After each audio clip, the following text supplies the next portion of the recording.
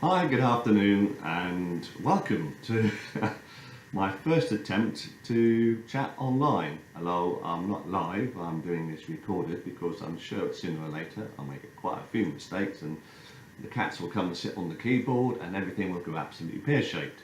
Now, the idea of this is just to present the real life of living with a mental health disability. So I'm not dressed up in the suit and the tie and looking smart, and I'm looking normal. And although this isn't the normal me, I'm doing my impression of the rag and bone man. This is because of illness, and those of you that have any form of mental health disability, you know exactly what I mean, because some days you can do well and other days you can't, and the definition of that is hard to explain. This last week has been a poor week for me. I've literally managed 3 or 4 hours in the day before my body and mind have just crashed and I've lost the rest of the day. You can have good days where you can get a few things done, and you get bad days where literally all you can do is make a coffee, check your mail and sit on the settee, and that's one of the worst things that could happen to anyone who's creative or individual and wants to do things, needs to do things. That's another good talking point. The self recrimination, the self blame because you're not doing what you feel you want to be doing, and as though it's not your fault, you know, it happens, and but accepting that is being one of the big steps in my counselling, really. So we'll come back to that. I want to talk about trigger events, but anyway, let's talk about what we're doing first of all. Those that know me know what we're up to. Those that don't know me, hi, my name is Paul Hammond. I had a long career as a successful DJ, a writer, worked in conservation, and also worked with the British Army overseas in Africa during the Horn of Africa crisis. And as a result of these many things, I came back with severe post-traumatic stress disorder. Because there are a number of traumatic events in my life, I have actually experienced what I would call 26 major trauma events in the last 12 years. This illness developed and became worse, so I ended up with what they call complex PTSD. The counselling and support has helped me to deal with that and tackle it one step at a time. I'm determined not to stand still. I want to get better long term as best as I can. I realise I can't do the normal things in life that I used to be able to do. However, the key things in my life, one thing in particular I absolutely love, is my music. That was and is a major point in my life. So we've used this part of my life to actually develop it as part of my rehab, I suppose. And I am now organised and doing 22 music events to date, fundraising for mental health. Now, people say to me, how is it if you've got this illness, you can work? I say, well, I'm not. See, this is the difference. I am very restricted to what I can and can't do. Earlier this year, I had 7 months of living in one room of my house because I was so traumatised by various trigger events I couldn't face doing anything. For the last 15 months, my friends have helped me to develop one night a week with them in a place called my safe house, which is actually the old tavern round the corner. It's a short walk for me. I was very nervous about going when I first went. It took me a long while before I actually accepted my friend's invitation. And I went over there and sat in the corner and had a drink and felt very, not threatened or intimidated, but just, you know, uncomfortable. But they encouraged me. We had a game of pool, had some music, and I survived the first evening. Now, over the last 15 months, once a week, we've been going there. Everyone in the pub knows my story, management, the staff, the customers. They're very encouraging, they're very supportive, and what's more, they look after me. They take care of me and keep an eye on me and make sure I'm always okay. So nothing can ever happen to place me in a situation where I feel threatened or intimidated or, you know, uncomfortable. So I've gradually had the time to let my hair down, although there's not much to let down at the moment. And I've been enjoying that. And we got talking about music in music events, and at the time they offered me a couple of gigs for Christmas. This was a few months ago. I said, no, I can't cope with that. However, what I can do in my own time is organise some music nights. I decided to concentrate on my generation of music, if you want, and more my age group. I talk about it being real music, because more or less lost interest in music in the last decade or even two, because music in the 60s, 70s, 80s, 90s, it was real, it was passionate, it was energetic, and it was exciting. So I put a proposal to the pub, and they said yes, and I have for the last 3 months been developing this. Now the first night I know we had lots of snow and bad weather, we had a good crowd and people enjoyed themselves, and the reason I could do it was because I was in a safe environment. I had friends there who looked after me, took care of me. I was behind the DJ console, which is quite substantial metal frame, so I felt safe. Also, not to forget, I was on a lot of medication. My medication at the moment is double what it was a year ago, because that's what I needed to get stable. And all those particular ingredients go towards making me feel safe, secure, and able to do what I wanted to do, which is play the music. And I loved playing my music. Now, if you'd asked me to come out from behind the DJ console and go onto the dance floor or go into the crowd, I would have not only said no, I'd have probably had a massive trigger event, because in my safe zone, that's one thing, but being out of that and being in a public environment in an area that's out of control, no, I could not do that. It's no different from walking down a high street or going into a shop or working in an open environment. So that's the reason I can do this. It's once a month, it's secure, it's in my control. I spend 3 weeks of the month preparing for it a little bit every day, so I can enjoy that. It's a good rehab project. And always after the event, I have a few days when I crash again, because it's the after effect. But what I get out of it is the pleasure of giving people real entertainment, enjoying myself again for, well, once in a while. I love the music from that era, and just, talking about it, doing the show, mental health, what it's about, what it does, how it changes your life. I mean, it's changed my life beyond recognition. When I came back with this illness, I lost everything. I mean, absolutely everything I ever had.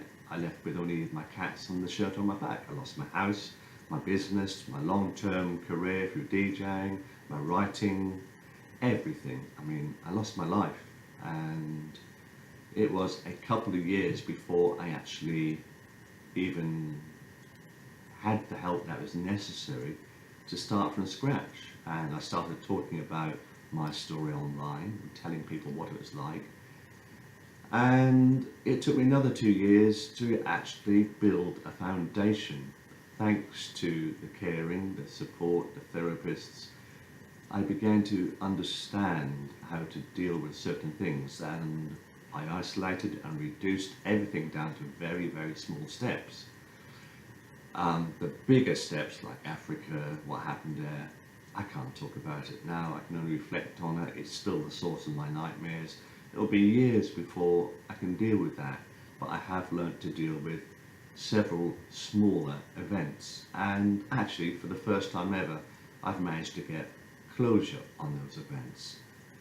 Now, I am currently promoting and developing the music nights, and long term, when I'm able to deal with it, maybe next year, I want to organise some larger gig in the park events, and I've organised for other DJs and groups and all the support groups to come along and be involved. And wouldn't it be fantastic to be this time next year thinking about the summer season when we have a gig in the park, maybe Sparrow's Nest here, somewhere in Yarmouth, somewhere in Norwich, where we have not just 50 or 100 people, but 4,000 or 5,000 people, and all the groups are represented there, from Mind and Time to Change, Todd Todd Sullivan's groups, everyone talking about mental health, and we're going to have spokespeople on stage between the groups and the DJs talking about mental health and hopefully raising a lot of money. And that's what the music gigs are about.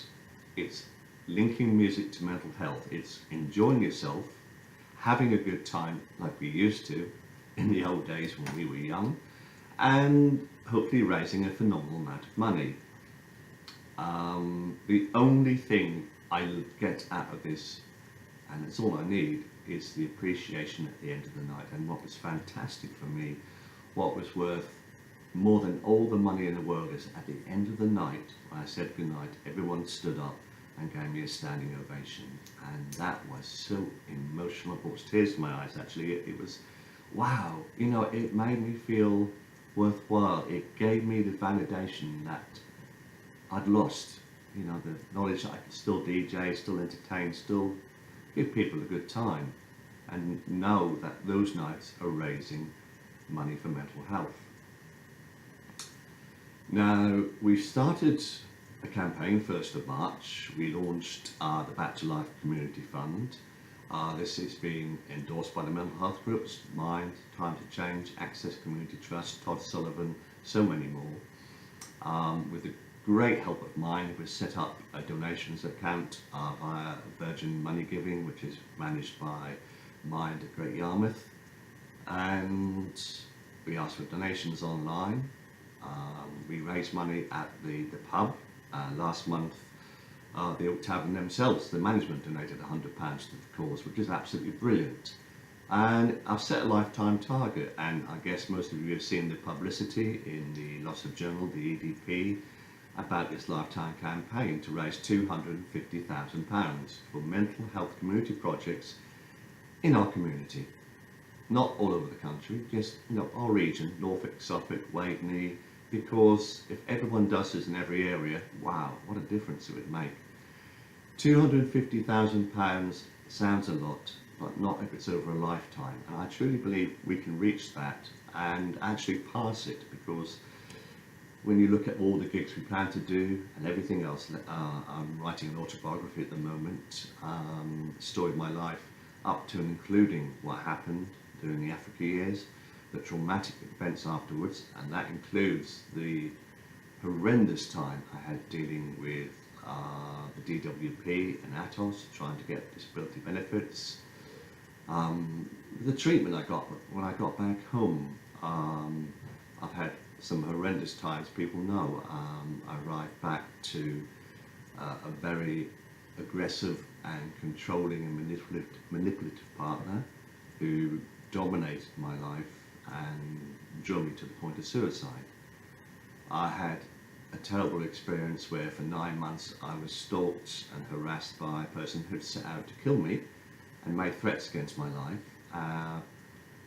Not because of who I was, but because I was trying to tell the truth about what happened in Kenya, and the corruption, the intimidation, the threat, the violence, the racism, and they didn't like that, so that's what happened.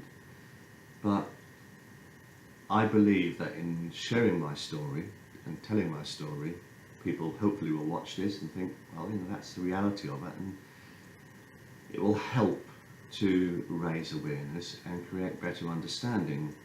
And it's nice to be able to do something, a live recording like this. There's plenty of mistakes, but this is the reality. I'm surprised actually my cats aren't up here already walking around the keyboard and generally, you know, causing a nuisance of themselves. There's going to be lots of other fundraising ideas, and I've got to name check one or two people. We've got the Norfolk, Suffolk and Essex DJ group. I think there's about 200 members all in all. Nick Chatton, one of the guys involved, got in touch, and he's organising with all the other DJs about doing a number of fundraising and event nights with other DJs, which is absolutely brilliant, guys. So well done, thank you for that. You've got plenty of time, all the time in the world. And as I said before, it doesn't matter what you give or what you raise. I don't care if you raise £1,000, £100 or £10. It's the thought that counts. I'd rather have 100 people give £1 than no one donate because they think they've got to give lots of money. No, just give to the cause, just donate, or do something. I've got to say hello to Kaylee O'Neill, another lady who's got in touch. Well done, Kaylee. She's going to organise a Body Shop products night and donate half the money to our cause, which is wonderful. I thank you very much for that. Another idea I've come up with is because when I was ill, and still am ill obviously, but when I was trying to do something positive to actually make life worth living, and it really was a toss-up between living and dying. I mean, one of my favourite quotes from the Shawshank Redemption is, do I get busy living or get busy dying? And for 3 years I was busy dying, and I decided that I was going to sell my record collection, and this was a massive collection, something like 10,000 items. I thought, no, if I sell that, I can buy my DJ equipment, my studio equipment, and I can get back into music, and I can start doing something positive with my life, something real, where I can do some good, give people some enjoyment, raise some money, and make a difference. Because in the current climate with this government and the way things are, I feel, I've never seen things so bad for the community and for the disabled and for the people in poverty, and I thought, this is wrong.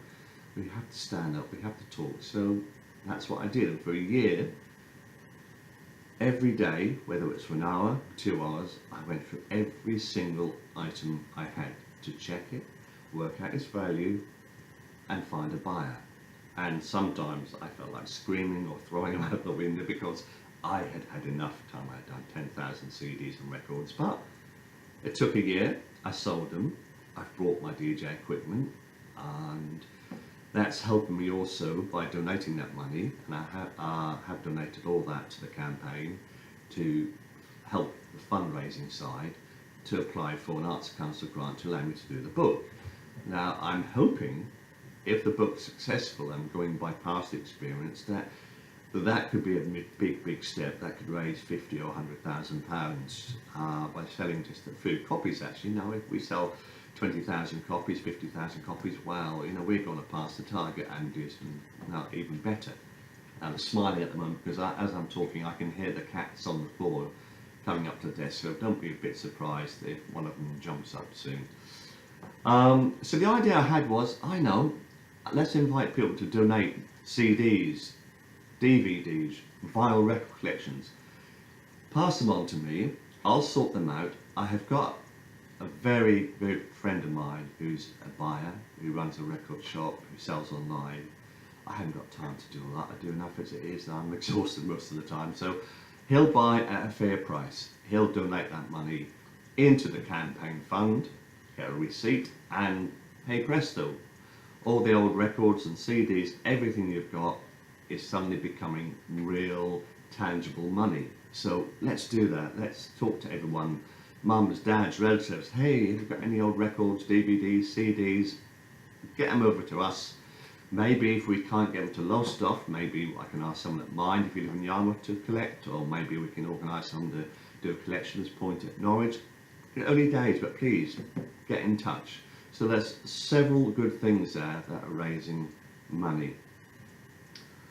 Now, I talked earlier about trigger events, and the thing that frustrated and upset me so much, and actually during the early days of trying to cope with this, was when people said the wrong thing. When you get somebody, and there are people out there who do not believe in mental health disability, they will say it's a load of, well, I even had a member of my family say to me to my face, there's nothing wrong with you, all you need is a kick up the backside. The effect something like that said to you that causes a trigger event is enough to push you over the edge. It's enough to make you go out and not only think about suicide, but impulsively attempt suicide. That is how the stupidity and ignorance of some people who don't understand mental health really is. I have a member of my family who doesn't get mental health, who has always criticised me and talked about me behind my back and put me down. And that really hurt. And over the year, the last 15 months, I have learned through counselling and support and therapy to isolate myself from the toxicity of that person's influence. But it doesn't mean I don't hear the comments, and it doesn't mean I won't know if they say things about me. What shocked me last September is I saw a letter which was sent to a friend of mine about me, and it was vicious and nasty and spiteful and hateful, and it did create a major trigger event, and all I wanted to do was kill myself. I couldn't cope. I couldn't believe that someone would hate me so much and speak out like that simply because they did not accept the existence of mental health disability, and they poured all their venom and spite into that letter. Now, fortunately or unfortunately, depends on which way you look at it, I saw that letter. I'll never excuse them for what they did. Now, that still goes on in the background, and I know with the campaign launching and all this we're now trying to do with the music events and the book and the fundraising, again, they don't believe it, they don't like it, and they've hit out at me and said things.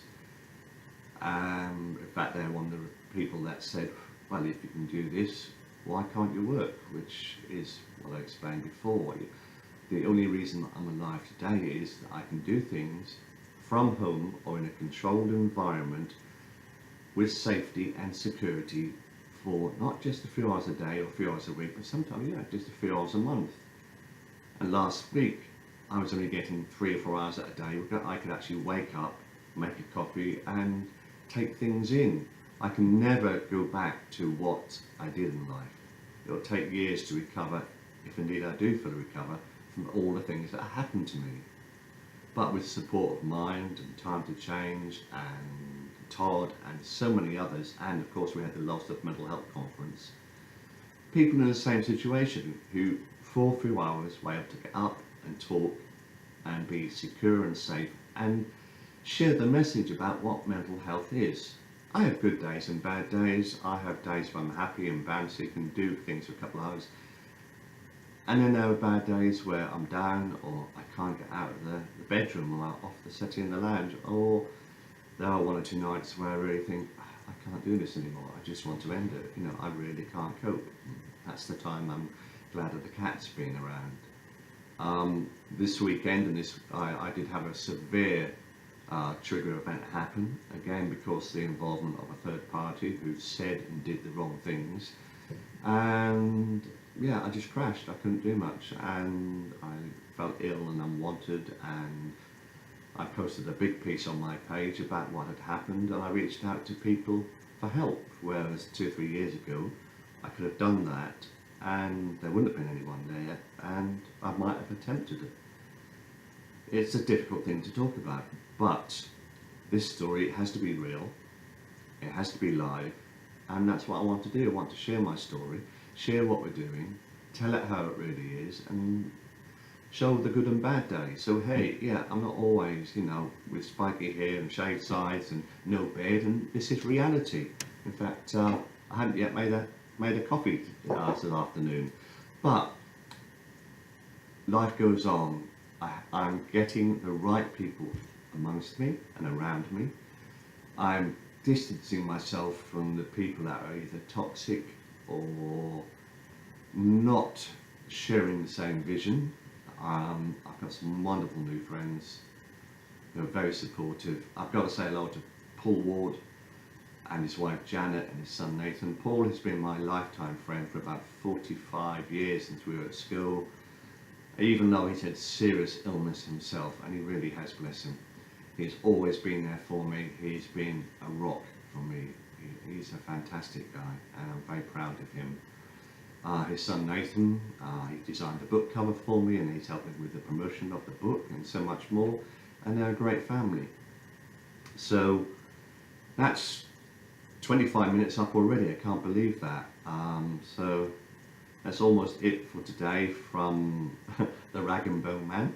I've enjoyed talking to you. I hope you share this and hope you like this. So I'm not doing this live at the moment, but I welcome your comments, your feedback, your thoughts.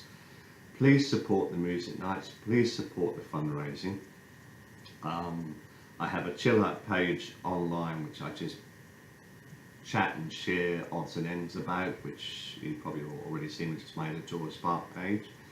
I have the alternative author Facebook page, which is all about my writing the book, my talking about living with mental health disability, post-traumatic stress disorder. We have the community page, which is Back to Life, which is all about the fundraising. That links you directly to the Virgin Money Giving bank account as well if you feel like making a donation. And of course we've got the Saturday gig, which is the music page. All the dates, events as they happen, we've shared up to next year I believe. And the next big event, yay, is Saturday 7th of April. It's the 70s soul, funk, disco night. Lots of the early Philadelphia music, lots of the massive Case of the Silver Again hits, all the big dance disco hits of the early, mid and late 70s. There's a whole list on my website which gives you an example. It's going to be a fantastic night. Lots of people coming, quite a few in fancy dress. That's going to be a screen. I'll try and get lots of photos, lots of footage, and hope to see you there. So thank you very much for sharing this. I hope you enjoy it, and it's been great being with you. Thank you. Bye for now.